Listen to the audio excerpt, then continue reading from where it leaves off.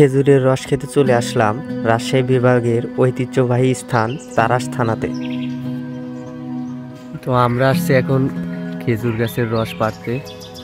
তো যে লোকের এই খেজুর গাছগুলো রস পেরে দিবে সেই লোকটি এখনো আসেনি, এখনো তার অপেক্ষায় এই জায়গায় দাঁড়িয়ে আছি। এই যে আপনারা দেখতে পাচ্ছেন খেজুর গাছগুলো। তো অনেক অপেক্ষার পর খেজুর গাছওয়ালা চলে আসছে, দেখতে পাচ্ছেন। এখন ইনি আমাদের তার গাছের রস পেরে দিবেন আর সেই রস আমরা খাবো। তো দেখতে পাচ্ছেন কিভাবে গাছে ওঠে, কিভাবে হাঁড়ি পারে, কিভাবে রস সংরক্ষণ করা হয় রাত শেষে, সেটি আপনাদের মাঝে তুলে ধরেছি। দেখুন কত কষ্ট করে এই লোকটি সকাল ভোর, এখন 6টা বাজে প্রায়, সেই সময় গাছে উঠে আমাদের রস পেরে দিচ্ছেন। আমরা তারাস এসেছি গত একদিন আগেই, আর এই লোকের সাথে গত রাত্রে কথা হয়েছিল আমাদের সকাল ভোরে রস পেরে দিবেন। খেজুর গাছের রস অনেক ভোরে সংরক্ষণ করা হয় গাছ থেকে, তাই কেউ যদি খেজুর গাছের রস খেতে চান তো আপনাদের এই গাছের নিচে অনেক ভোরে এসে উপস্থিত হতে হবে।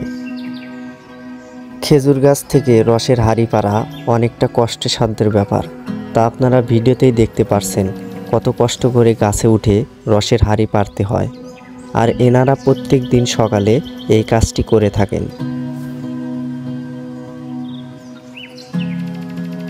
গাছ থেকে রসের হাঁড়িগুলো পাড়া প্রায় শেষ।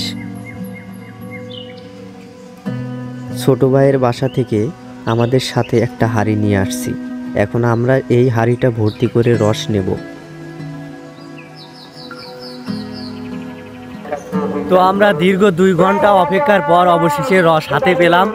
এই যে আপনারা দেখতে পাচ্ছেন ছোট ভাইয়ের হাতে কলস ভর্তি রস। তো এখন আমরা এই রসগুলো খেয়ে দেখব কেমন লাগে, তারপর আপনাদের জানাবো। ভোরবেলা সরাসরি খেজুর গাছ থেকে রস সংরক্ষণ করে এই ভোরবেলা খেজুর গাছের রস পান করাটা আসলে একটা অসাধারণ ব্যাপার। রসটা আসলে অনেক মজা, অনেক মিষ্টি।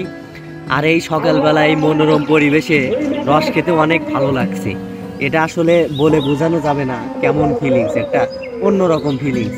তো আপনারা যদি কেউ সকালবেলা রস খেয়ে থাকেন, তাদের কাছে এই ফিলিংসটা কেমন অভিজ্ঞতা একটু কমেন্টে জানাবেন। বেশি বেশি ভ্রমণ করুন, জীবনটাকে উপভোগ করুন। যত ভ্রমণ করবেন তত সুস্থ থাকবেন, তার চেয়ে বড় কথা সুখী থাকবেন।